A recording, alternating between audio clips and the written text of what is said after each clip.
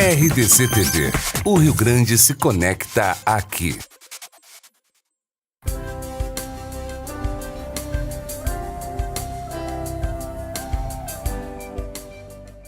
Nossas Histórias conta hoje a história de Ruth Milman. Depois de vender durante 20 anos seguros em geral, Ruth deu uma guinada nas suas atividades profissionais este ano para vender apenas seguro de obras de arte e antiguidades. Ruth, neste Brasil de crises econômicas, tem mercado para a arte? Tem mercado para a arte. Houve, como em todos os outros setores, uma retração, mas tem mercado para a obra de arte. A obra de arte é um investimento, além de ser uma paixão, é um investimento que tende a valorizar com o passar dos anos.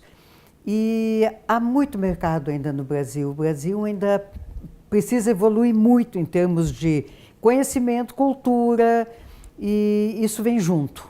Eu acho que há muito espaço, sim. Tu faz uma atividade inédita aqui no Estado, digamos, pelo menos de alguém aqui do Estado, né? Eu diria assim, que especializar-se só neste ramo, eu desconheço que algum colega meu faça. Outros colegas fazem até, mas eu acho que eu trago uma bagagem importante, foi por isso que eu optei por isso. Eu sou colecionadora há muitos anos. Há 50 anos a primeira peça? Não, há 50 anos atrás, mais ou menos isso, a primeira peça. E eu frequentei o Ateliê Livre da Prefeitura durante um ano, achando que eu seria uma grande artista. Infelizmente, o meu dom não chega tanto, mas me deu assim um conhecimento muito bom de técnicas. No primeiro ano do ateliê, eu passei por todas as técnicas, como conhecimento. Por ser colecionadora, eu tenho relacionamento com o mercado de arte, com as pessoas que gravitam em torno do mercado de artes. E eu tenho a pretensão de achar que conheço um pouco, então isso me fez eu me sentir segura. Ruth, nós vamos voltar a este mercado, às suas atividades atuais, mas a sua vida, digamos, nos últimos anos foi de seguros em geral. Sim. E o seguro afeta a muita gente, né? Especialmente o seguro do automóvel, né? Que, aliás, é muito caro aqui. Por que o seguro de automóvel é caro aqui no Rio Grande do Sul? Pela sinistralidade. O seguro tem uma relação direta com a sinistralidade. Como nós vivemos num país de muita violência, de muito roubo de automóveis, de muita adulteração de automóveis, o seguro acaba sendo caro. E por isso, é mais caro do que nos outros lugares, porque aqui tem maior sinistralidade? Quanto maior a sinistralidade, maior a taxa. O CEP altera a taxa. Tu podes ter o mesmo carro que eu, do mesmo ano que eu, ter o mesmo perfil que eu, o teu CEP de pernoite é um, o meu é outro. Muda. A tua cidade de circulação com automóvel é uma, a minha é outra. Altera. A pessoa que dirige, se é jovem ou se é uma pessoa de idade, também altera, também, né? Sim. Mas, Ruth, tua vida não ficou circunscrito apenas ao seguro.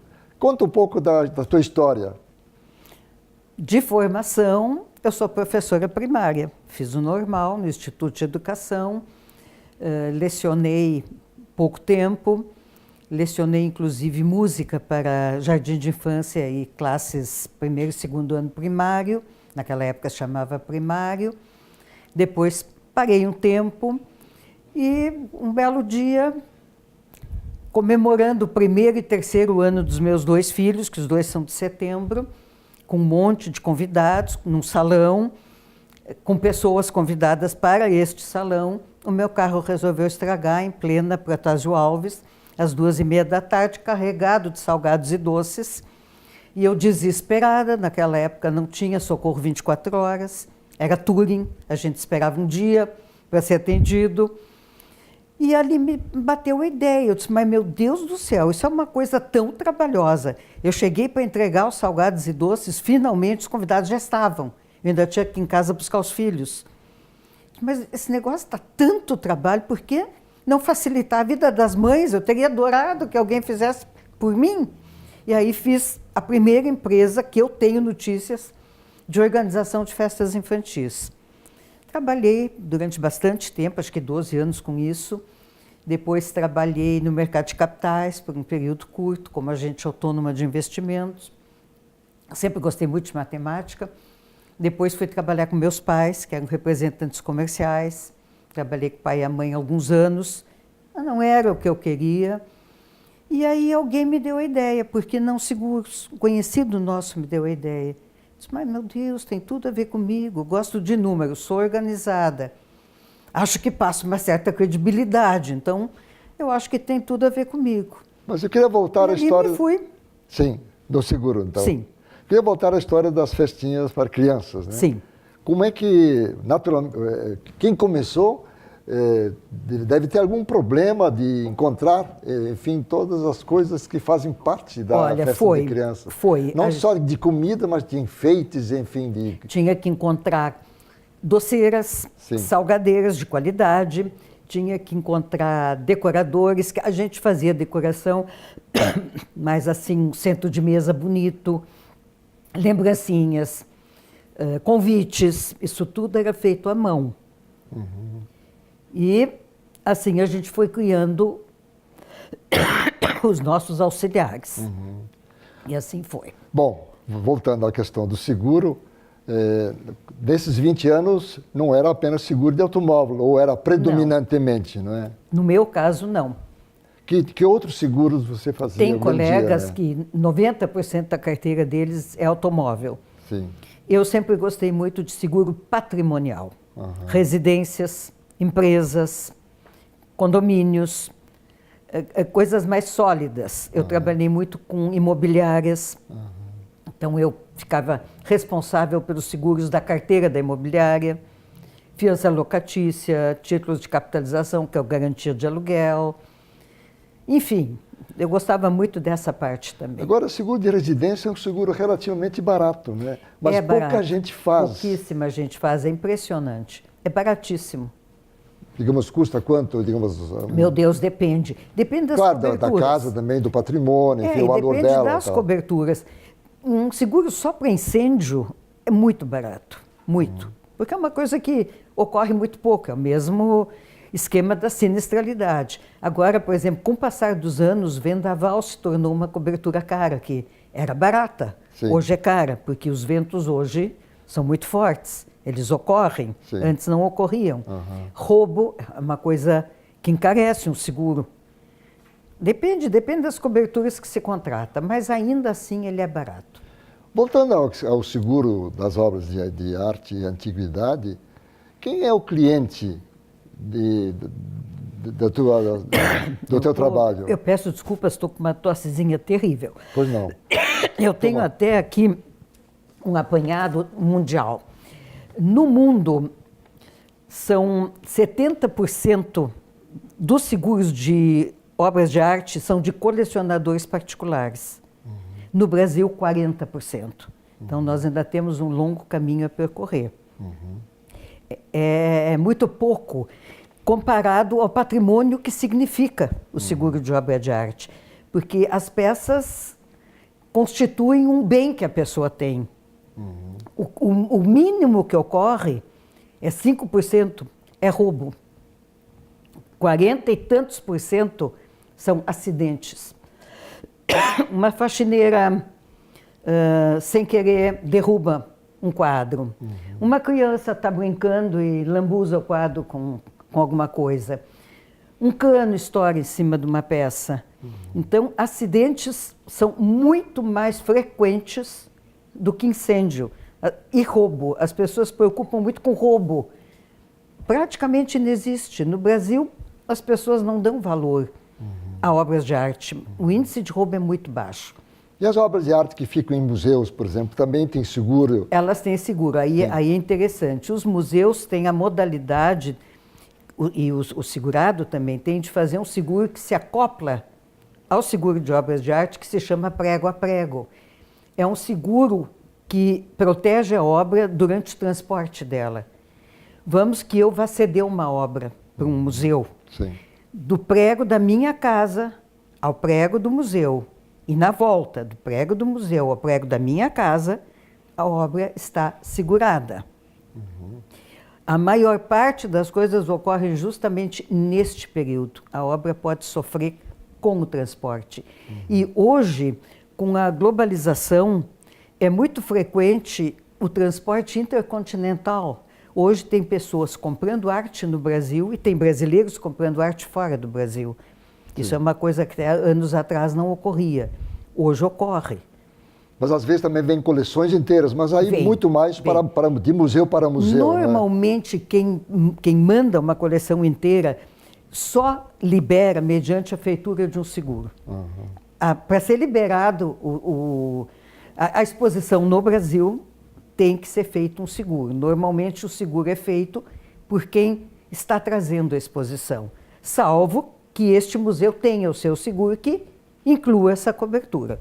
Nós vamos fazer um intervalo e na volta nós vamos continuar falando sobre seguro de arte e antiguidades. Eu tenho uma curiosidade de saber qual foi a obra de arte mais cara que tu seguraste. Nós vamos fazer um intervalo e voltamos para falar sobre isso e outros assuntos, sempre sobre seguro de obras de arte e antiguidade, que é a especialidade da nossa convidada Ruth Milman.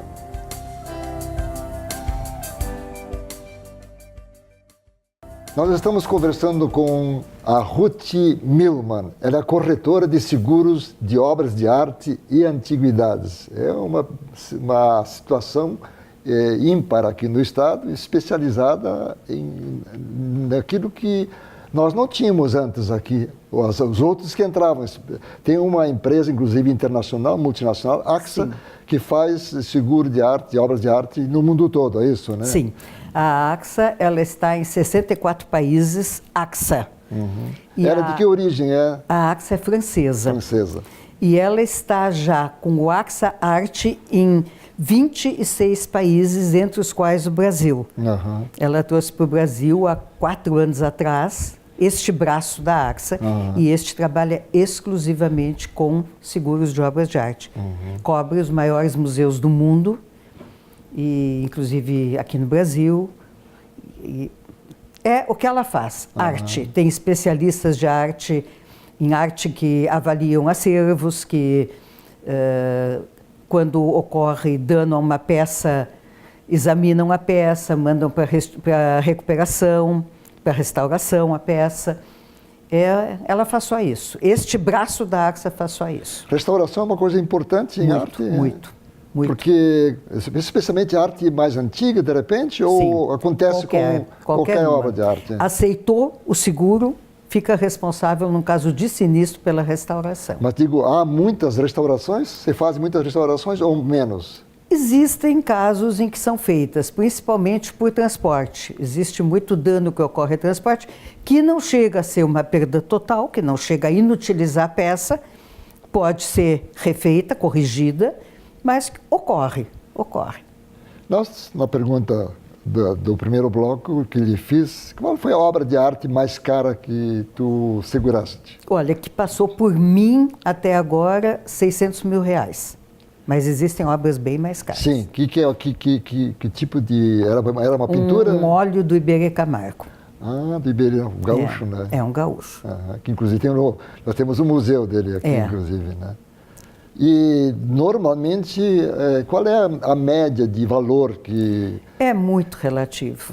A companhia passa a aceitar acervos acima de 300, 320 mil reais. Aí ela passa a aceitar acervos. O que não impede também, num caso específico de uma obra muito valiosa, segurar aquela obra. Também pode ser feito. E daí para cima não tem limite. Só lembrando que a Ruth é corretora. Sou corretora. E a companhia para a qual ela trabalha é a AXA. Exatamente isso, né? A AXA, porque a AXA ofereceu, dentro do meu critério, todas as coberturas que eu acho que uma obra de arte, um museu, um colecionador, uma empresa, quando ela tem acervo, muitas empresas têm trabalhos belíssimos. Ela ofereceu tudo que eu achei que seria necessário oferecer. Tu tens uma coleção particular? Qual é o tamanho dela? Cerca tipo de 200 trabalhos. 200 trabalhos? Cerca de 200 trabalhos. De valor imenso. Sim, um bom valor. Nem tudo são peças caríssimas. Sim. Mas o que eu gosto, que me dá muita satisfação, já aconteceu, é botar um olho no artista, isso há muitos anos atrás, e olhar para o artista e dizer, esse vai. E investir ali e realmente este ir. Mas também já aconteceu de eu me enganar, de eu olhar para um trabalho e dizer, opa, aqui tem futuro. E não ter. Ou porque o artista parou de trabalhar, ou sei lá, ou porque não rolou. Então, acontece de tudo. Nesse mundo da arte, existe mais demanda ou mais oferta? Ou há um equilíbrio entre as duas coisas? Ou seja, tem artista que tem dificuldade de vender, mesmo que ele seja bom, ou não? Olha, eu acho que existe mais oferta. As galerias estão com muitas obras para vender. Né? Artistas novos têm dificuldade. Tem galerias que, aliás, eu estou começando a conhecer, porque eu tive afastado um período das artes. Era perigoso eu entrar numa galeria. Eu saía com o quadrinho embaixo do braço, então eu tive que dar um tempo. Faltou parede e faltou dinheiro, então eu tive que ir devagar. Mas eu tenho ido agora a galerias que estão trabalhando muito com artistas contemporâneos, gente nova e gente de muita qualidade. Então, estão abrindo espaços para artistas novos. Estás falando de que modalidade? Pintura? Pintura contemporânea. Exatamente. E instalações, que são coisas super modernas também. Tudo. Esculturas. Esculturas se fazem menos hoje, ou se fazem... Não, tem artistas especializados em esculturas. Nós estamos agora com um gaúcho aqui que está trabalhando muito bem, que é o Itelvino Jean, trabalha muito bem.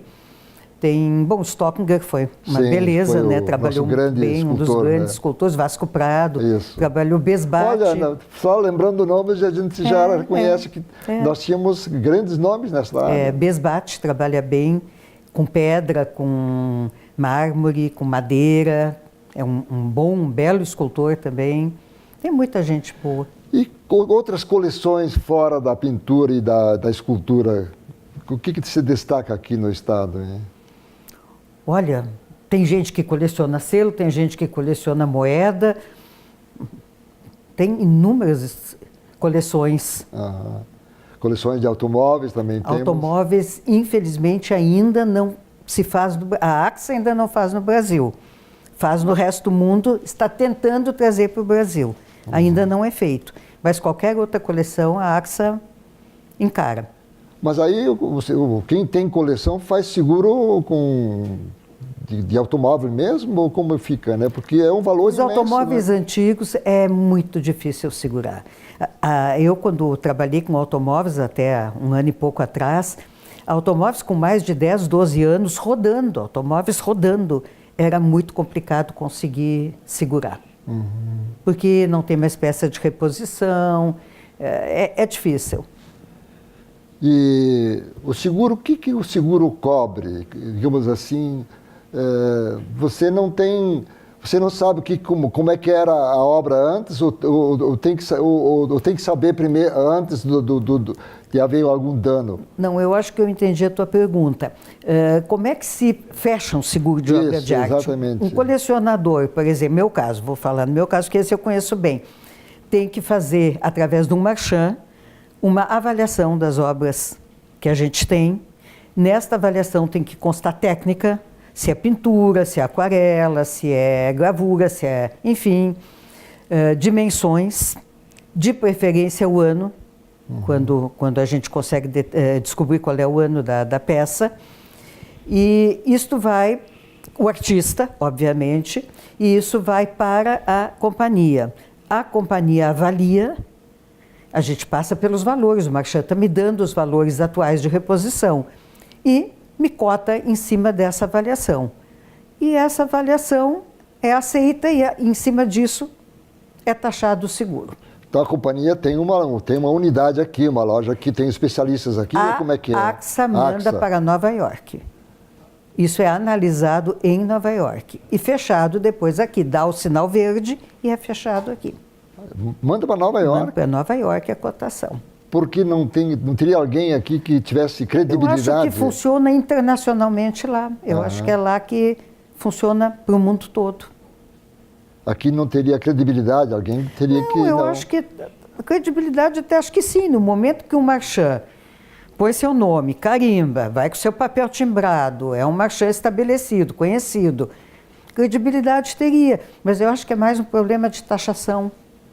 Agora, a obra de arte, colecionador particular, o que predomina? É a curtição dele gostar de ter a obra de arte, ou é ele ter um ativo financeiro que ele possa amanhã ou depois vender, se for o caso? Né? Eu acho que as duas coisas funcionam.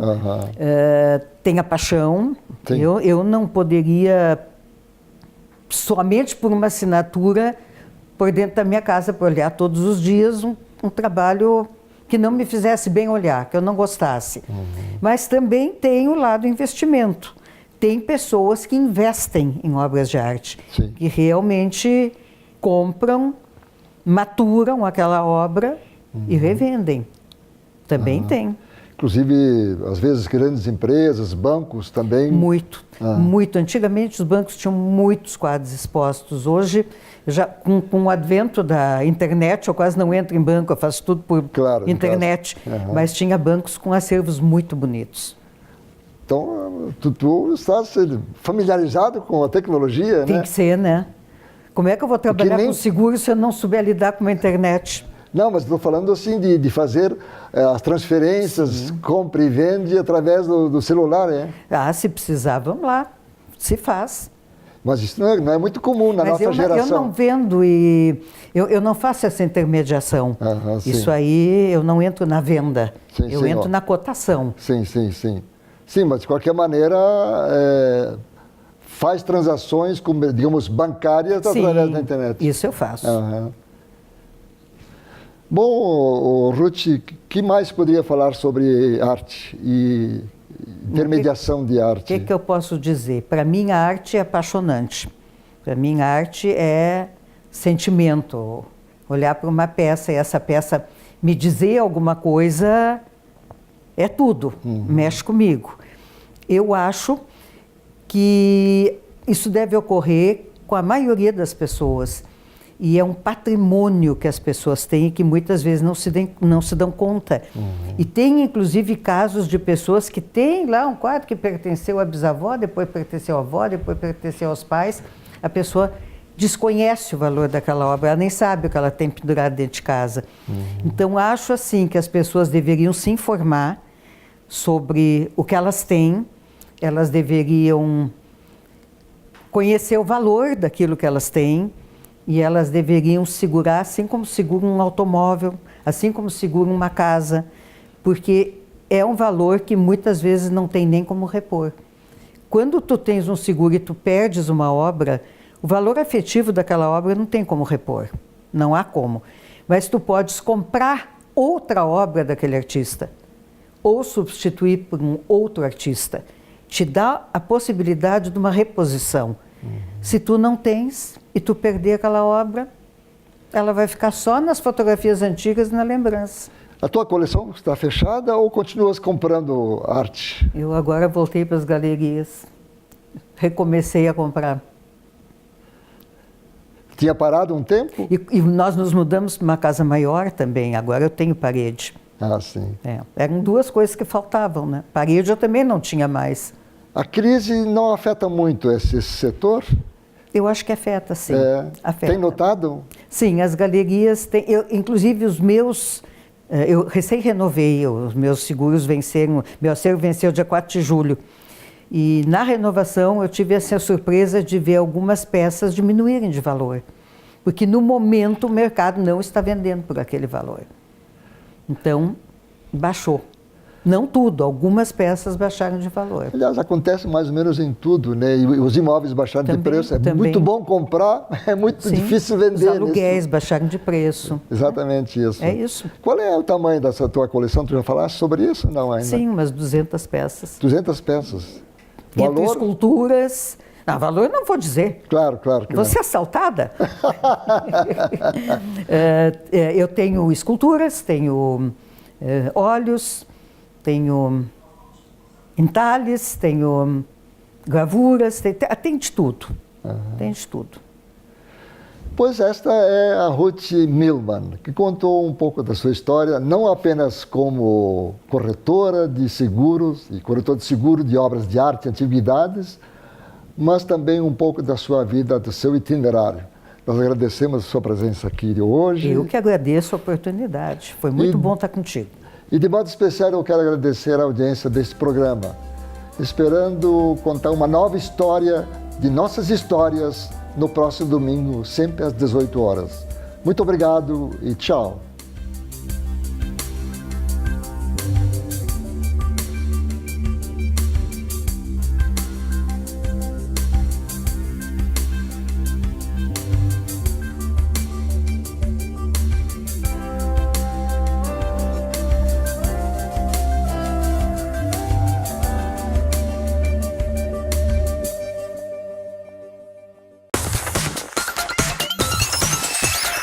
RDC TV.